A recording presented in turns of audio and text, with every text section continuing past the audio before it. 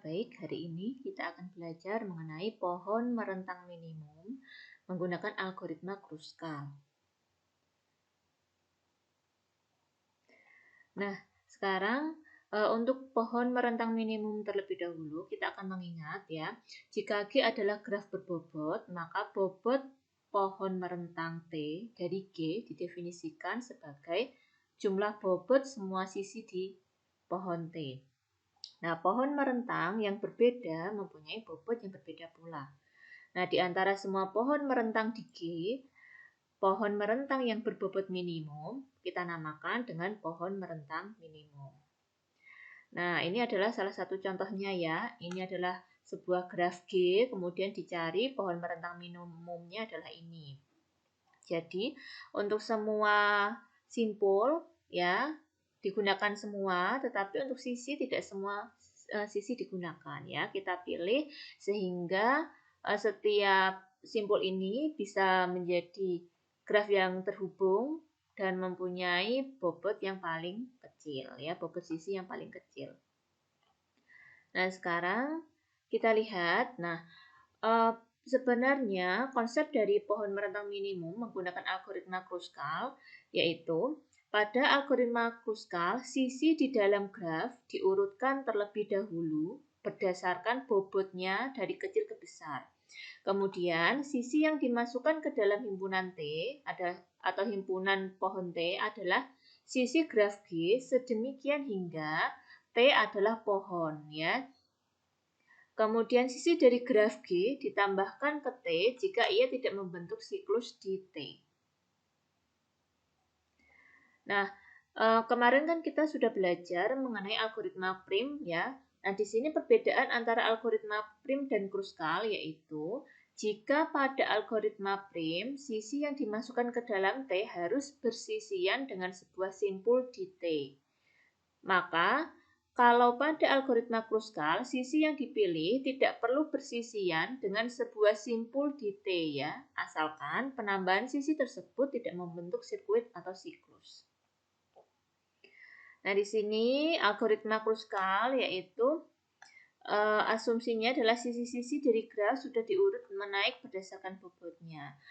Yaitu yang pertama, langkah pertama T masih kosong, langkah kedua pilih sisi E dengan bobot minimum yang tidak membentuk sirkuit di T, kemudian masukkan E ke dalam T. Ulangi langkah 2 sebanyak N-1 kali.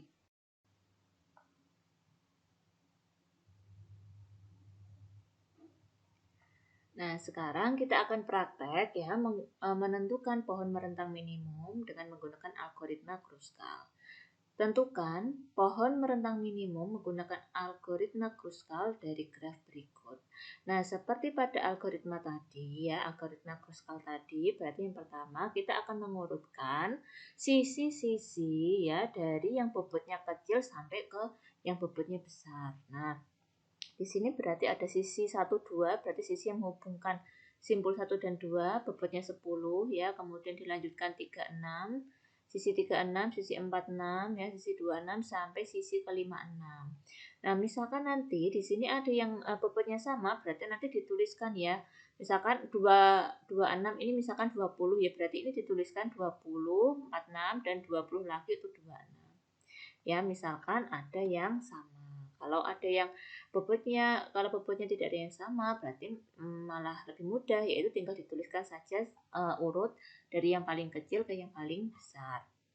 Nah, setelah sisinya diurutkan berdasarkan bobotnya, maka yang akan kita lakukan yaitu, kita buat tabel ya, yaitu yang kolomnya isinya langkah, sisi, bobot, dan hutan merentang.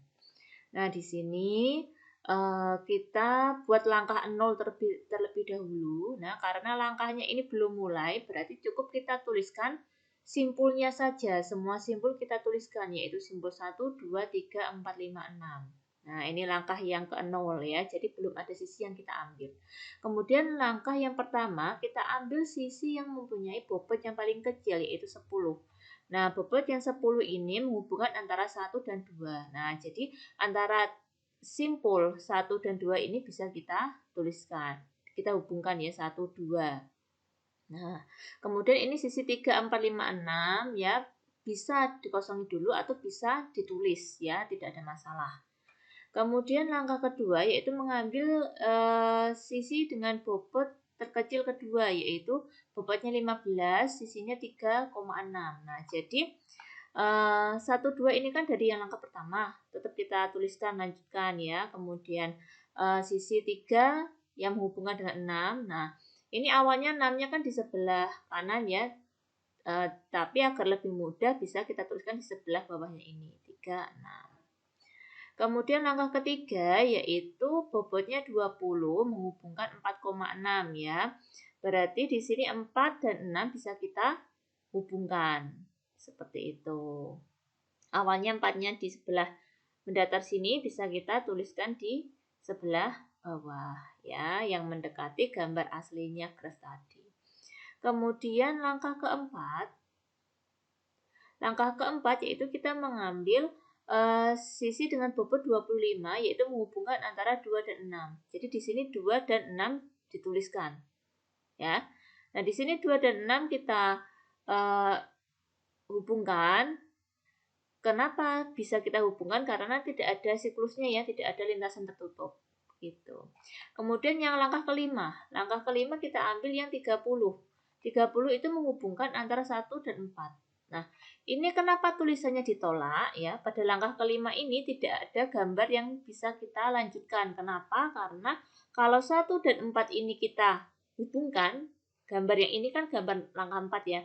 Gambar langkah yang nomor 5 ini ditolak karena kalau 1 dan 4 ini kita hubungkan, maka dia akan membentuk siklus, yaitu 1 ke 2 ke 6 ke 4 ke 1 lagi. Nah, itu kan tidak boleh. Jadi langkah 5 ini boleh dituliskan tapi kita tulis ditolak. Kemudian kita lanjutkan ke langkah yang ke-6.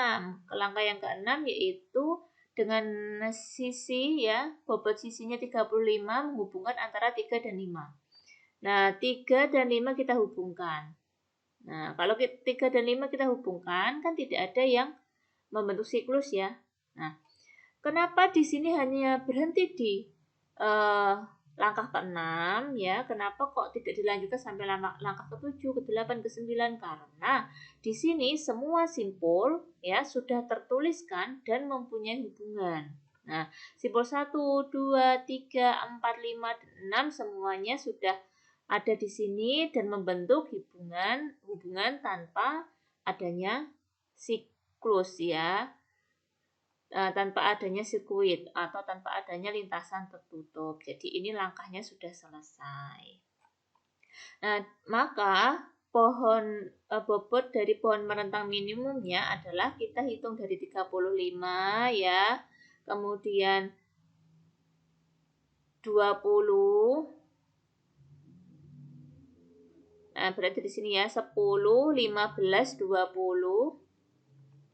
Kemudian 25 dan 35. Yang 30 ini tidak kita gunakan karena ini ditolak. Jadi jumlahnya adalah 105.